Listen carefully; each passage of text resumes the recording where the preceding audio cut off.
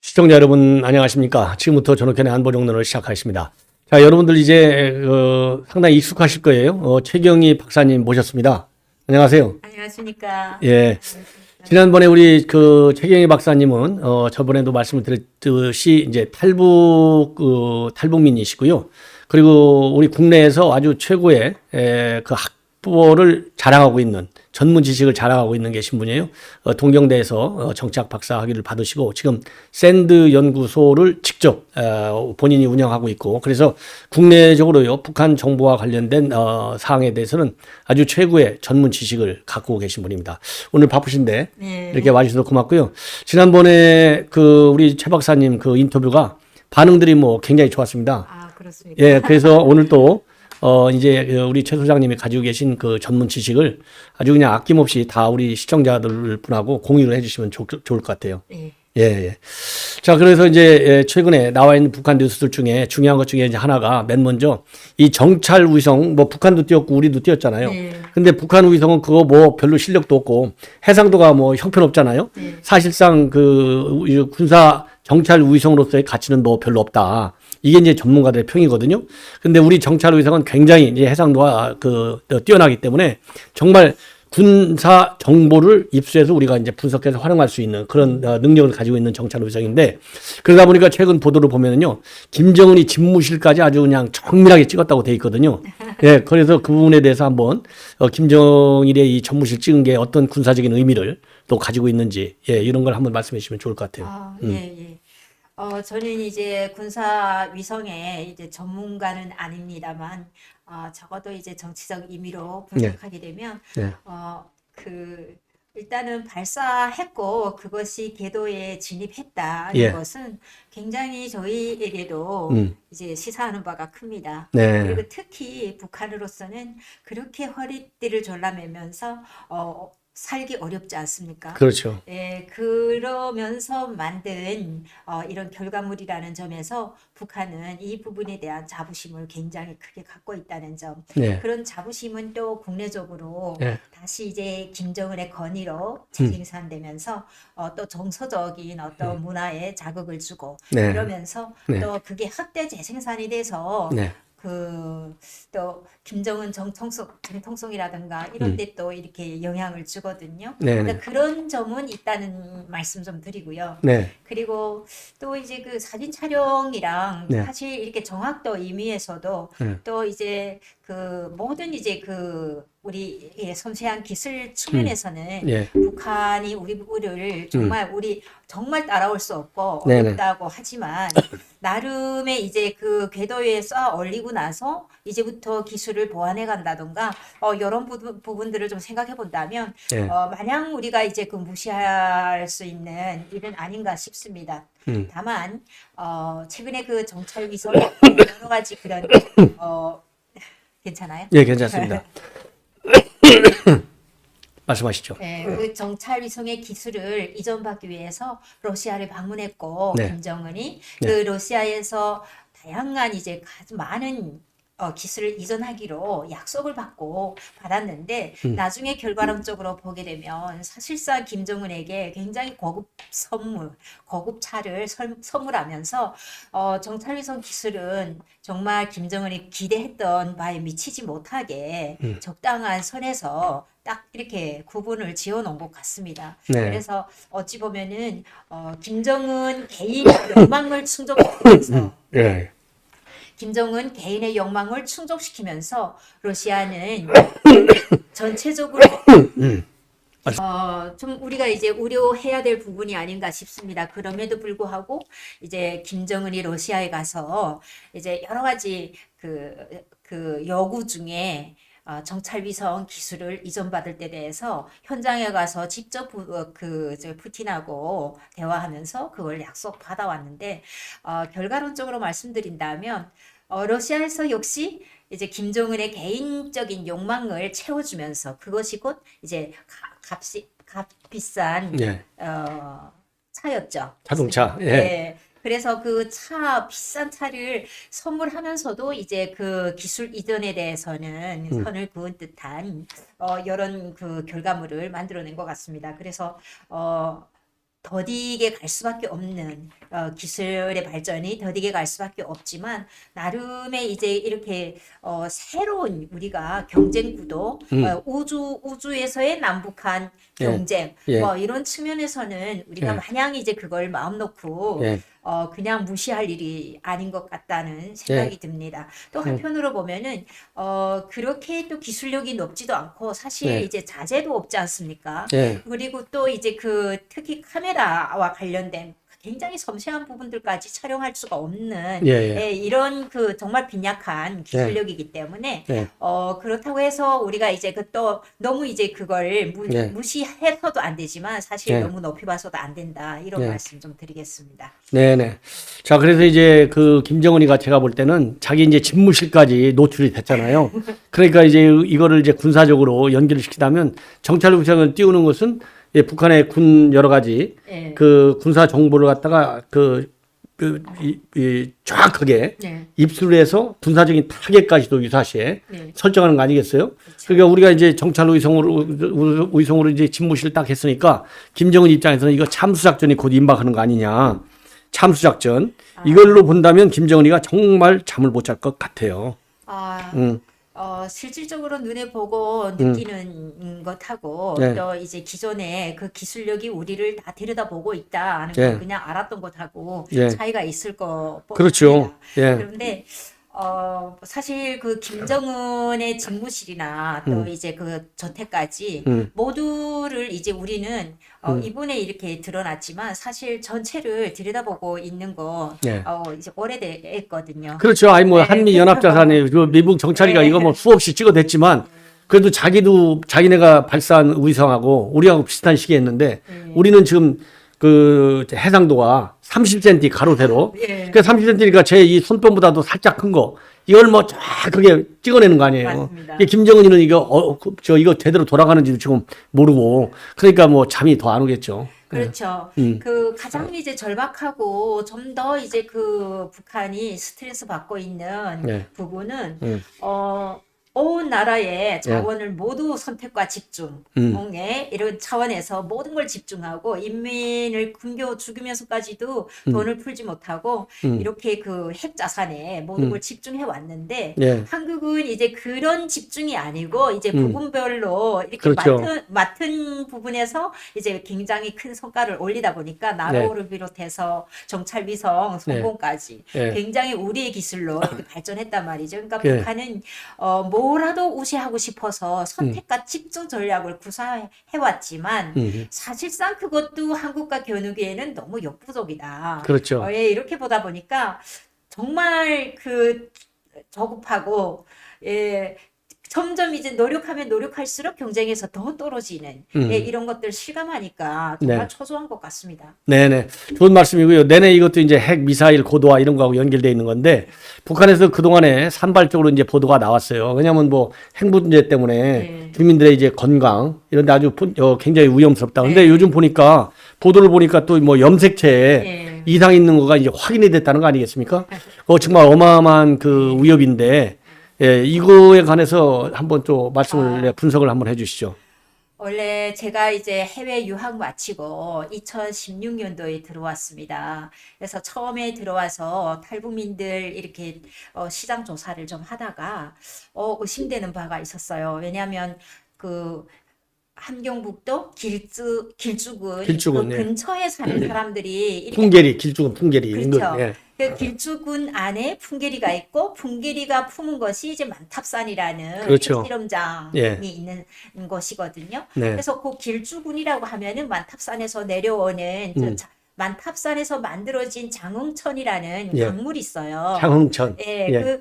그 장흥천이 쭉 내려오면서 그 길주군 사람들 식수로 활용되거든요. 아. 네. 그런데 그래서 이제 길주가 이렇게 움푹 패인 이런 길게 생긴 그 박이라고 예. 해서 길주라고 했습니다. 예, 그만큼 예. 움푹 패여 있어서 지하수나 또 그런 그 만탑산에서 내려오는 예. 그 물들이 내려오다가 길주군에 고이거든요. 예. 예, 근데 아무튼 그 근처에서 온 사람들이 아픔이 좀 이제 공통점이 있었어요. 근데 호소하는 것이 병원에 가서 이렇게 아프고 말라가는데 네. 그리고 이제 정말 뼈 마디마디가 아픈데 네.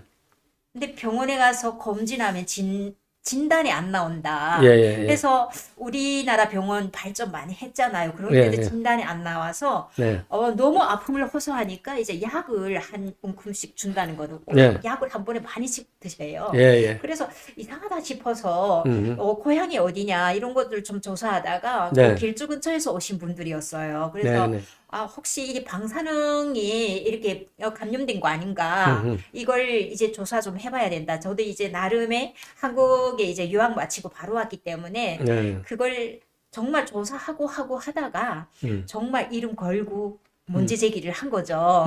잘못했다가는 제가 이제 사회에 얼마나 비판을 받겠습니까? 저도 그렇죠. 두려웠거든요. 네. 그런데 그 문제 제기를 해서 정말 이제 그래서 2017년에 통일부가 이제 검사를 해봤고 예. 여기 그 며칠 전에 통일부 브리핑 할 때 2016년에 검사한 사람 예. 2명 더 이제 작년에 검사했다고 얘기하는데 예. 그래서 제 2016년 말에 제가 사실 돈을 들여가지고 네. 한 사람이 250만 원 정도 들어갔어요. 네, 그래서 네. 돈이 많이 없어서 네. 5명만 네. 검사를 했거든요. 근데 아, 예. 샘플이 너무 작아서 네, 네. 심각한 숫자임에도 불구하고 이렇게 발표를 못했습니다. 그냥 갖고 있다가 2017년에 이제 국회 국정감사에서 국회에서 막 이 문제 제기하니까 통일부가 이제 30명을 검사했어요. 근데 거기에서 공식적으로 4명이 그러니까 이상 수치가 나왔고 야. 2018년 대통령께서 이제 평양 방문하실 때 네. 바로 그 직전에 9월 예. 초에 네. 10명을 검사했는데 여기서는 5명이 이상 수치가 나왔습니다. 절반. 아. 그런데 이때 특징은 길주군에서 온 사람들만 아니고 만탑산을 기준으로 거의 50km 반경 이내에 있는 사람들을 아하. 이렇게 뭐 오랑군, 김책시, 명천군, 길주군 이렇게 해서 이렇게 두루 다 포함해서 예. 10명을 검사했는데 예. 5명이 심지어 이제 그 치사량 수준의 숫자가 나왔습니다. 그래서 그때 그렇게 보면 처음과 비교해 봤을 때 길주 사람들만 검사했을 때와 이제 전체 이제 그 주변 사람들 다 검사했을 때 비교해서 해석한다면 제 나름의 해석은 이미 이거는 확산돼 있고 진행형이다. 이렇게 예. 보고 있습니다. 길주군뿐만 아니라 다른 그 인근 군에도. 50km 반경. 그렇죠. 예. 그런데 여기는 치사량 수준도 나왔고 그리고 그 전에 17년에 검사했을 때 4명 나왔을 때 제가 이제 그 숫자를 갖다가 예. 히로시마 대학의 예. 그 호시 선생님이라고 가장 이제 그 방사능이 이제 인간의 생명에 미치는 영향에 대해서 예. 연구를 가장 깊이 한 세계적인 석학이 계십니다. 아, 그래서 그분한테 이제 이걸 해석을 의뢰했어요. 네. 그래서 직접 가서 어허. 그 만나서 해석을 들어봤는데 예. 예를 들어서 그 지금까지 다 검사한 중에 예.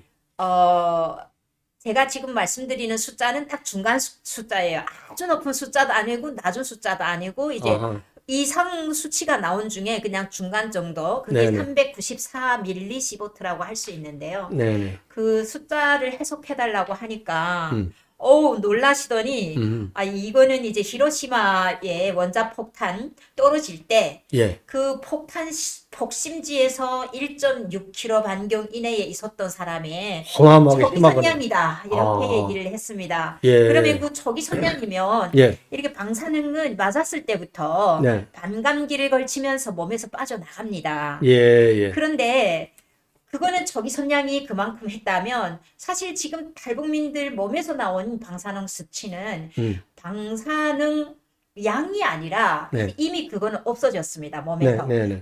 북한에서 나온 지가 오래됐고 또 중국 걸쳐서 한국에 와서 또 몇 년 살기 때문에 네. 근데 이게 무슨 수치냐면 방사능이 세고 지나간 흔적이라는 거죠. 염색체가 변이된 그 자체이라는 거죠. 그래서 그렇게 이제 심각한 숫자고요. 그리고 이번에 새 정부가 들어서서 윤석열 정부가 들어서서 통일부가 또 80명을 검사를 했습니다. 그만큼 이제 대상이 늘어났네요. 그렇죠. 그만큼 이제 정부의 신뢰성이 커지는 거죠. 그렇게 볼 수가 있는데요. 음. 그 80명을 검사했는데 이번에 17명, 17명이 이상 수치가 나왔다는 거예요. 예. 그래서 그렇지만은 이게 굉장히 아쉬운 점이 많습니다. 저희는 굉장히 심각하게 범에도 불구하고 네. 그 초기에 이것을 검사할 때는 우리나라에서는 원자력 병원에서만 검사를 하거든요. 방사능 검사를 일반 예. 병원에서 하게끔 안 돼 있어요. 아하. 하지를 못합니다. 예. 그래서 이제 국가가 예산을 들여서 이제 원자력 병원에서 허가를 해야 이제 검사를 할 수 있는데 개인이 예. 그러면 할 수 없다는 얘기죠. 예. 그런데 음. 이 부분에서 검사를 문재인 정권 때 평양과 이제 입맞춤하기 위해서 이렇게 검사를 하고 검사한 내용을 제대로 발표를 안 해서 그때 저희가 너무 고생 많이 했어요. 처음 제가 문제 그러겠지. 제기를 예. 했고 예. 그리고 혼자 싸우기에는 너무 역부족이고 너무 네. 힘들었고 그러겠죠. 그리고 바로 이제 예를 들면 그런 거죠. 이제 2017년 10월과 11월에 검사를 30명을 했습니다. 그리고 이제 바로 브리핑 한다고 했는데 12월 27일에 했어요. 그래서 12월 27일에 했는데 이 사람들의 몸에서 나온 숫자에 대해서 전혀 발표를 안 하고 4명이 이상 수치가 나왔다. 그런데 그거는 현장 조사를 할 수 없으니 핵에 의한 방사능이라고 말하기 어렵다. 이렇게 결론 내리고 그 다음에 또 중요한 거는 만약에 4명 중에도 그 핵이 아닌 것 같다고 확실히 이렇게 가정을 붙이면서 얘기를 했습니다. 왜냐하면 CT 검사를 했고 그동안 이제 아파서 CT 검사한 경력이 있고 그리고 담배 피웠던 경력이 있고 음주도 했다. 그리고 농민으로서 농장에서 일했던 사람은 화학비료 영향 받았을 수도 있다. 근데 솔직히 말씀드리면요. 그 정도면 대한민국에 그만한 수치가 그런 병이 있어야 마땅하지 않겠습니까? 네. 네. 그래서 저는 이거는 정말 상식선에서 보면 네. 우리가 가장 이제 모를 때는 상식선에서 대화하는 게 그래도 바람직하다고 생각하거든요. 저는. 네. 그래서 그렇게 보면 이거는 분명히 논리적 비약이고 또 이제 은폐하는 것 맞다. 그랬는데 2018년에 검사했을 때는 그걸 정말 전문가들이나 이렇게 기자들에게 브리핑도 안 했어요. 그래서 그거 한 것도 몰랐거든요. 네. 나중에 제가 이렇게 숫자를 보고 이렇게 자료를 보고 이거는 우리가 모르던 거다. 그래서 다시 이제 이런 문의하고 사회적으로 막 그 문제 제기하고 했더니 그때 또 설명을 해요. 그래서 어디까지나 그때 입장은 이걸 막 짜는 데 있었고 그리고 바로 이제 2017년 12월 27일 브리핑하고 나서 바로 이제 그 한 3일 있다가 예. 그때는 17년 말에는 막 핵실험 엄청나게 하고 그렇죠. 핵무기 체계가 완성됐다고 막 북한이 자랑하고 문재인 정권 5월에 들어섰는데 그렇게 선을 내밀어도 악수도 안 했던 거예요. 북한에서 자꾸 손 뿌리치면서 눈치도 없다고 하면서 몰아갔거든요. 그런 시기였는데 갑자기 3일 있다가 1월 1일에 김정은이 평화공세를 펼칩니다. 뭐 평창 올림픽 우리 성공을 기원하며 참여하겠다. 완전 평화를 갑자기 이런 거 보고 판이 이렇게 됐구나. 그래서 가장 먼저 수습 단계에 들어섰던 것이 우리 이 문재인 정부가 가장 수습 단계에 먼저 들어섰던 것이 이게 풍계리 방사능을 좀 안정시키기 위한 조치였구나 하는 걸 읽을 수가 있었습니다. 그리고 또 중요한 것은 이제 그 2018년 남북 관계가 막 이렇게 붐 일고 그다음에 그 미국과 또 정상회담도 하고 중국도 했지 않습니까? 네. 근데 그런 기대치가 가득할 때 5월에 바로 북한이 가장 먼저 취했던 조치가 핵실험장 폭파였습니다. 그런데 그 폭파하면서 방사능 우리 그 언론사가 4개 언론사가 들어갔어요. 네. 우리 저기 기자들이. 그런데 그 방사능 측정기를 갖고 들어갔는데 그걸 다 해수해가지고 못하게 띄워놓고 물을 마셔보라고 앞에 흐르는 물을 마셔보라고 하니까 우리 기자들이 그럼 당신 먼저 마시면 마시겠다 했더니 그 군인들이 못 마셨다고 합니다. 예. 그 정도로 이제 핵실험장 먼저 폭파하면서 방사능에 대한 얘기를 아예 딱 끊어버린 거죠. 그래서 이런 부분들을 보면 방사능 문제에 대해서 가장 민감하게 생각하고 이 생명의 문제지 않습니까? 네. 그래서 그 사실 북한 인권의 본질적인 부분도 이 부분을 통해서 설명할 수 있는 거거든요. 그래서 이걸 그리고 또 북한 내부에서는 방사능이 그렇게 그 정보를 잘 몰라요. 방사능에 대한 지식을. 근데 그렇게 많이 이렇게 그 좀 만연해 있고 어렵다. 그러면 이제 사람들이 물도 못 마실 거고 얼마나 어렵고 이제 또 그 반발이 심해지겠습니까? 그래서 그런 것들도 생각해 보면 아마 이제 그 우리 김정은 정권이 제일 곤란한 부분이긴 한데 네. 화면이 이렇게 예, 그냥 말씀하세요. 괜찮아요? 예, 그렇지, 자동으로.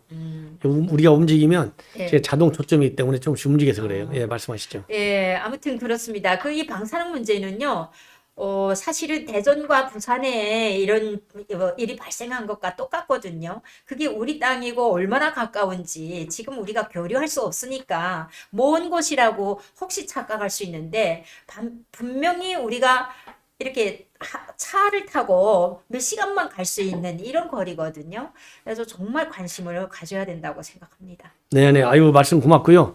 이게 뭐 방사능 문제 제기가 그러니까 이제 우리 최 박사님도 벌써 2017년도부터 제기를 했는데 16년. 16년도부터 문재인 정부가 이거 공개하기를 꺼려했고 그게 이제 문제인 것 같아요. 그러니까 뭐 문재인이가 뭐 거기서부터 시작해갖고 우리 해수 공무원들도 김정은이가 그렇게 네, 막았지. 그다음에 탈북 어민들도 서울에 살고 싶다 했는데 다 강제로 돌려보냈지.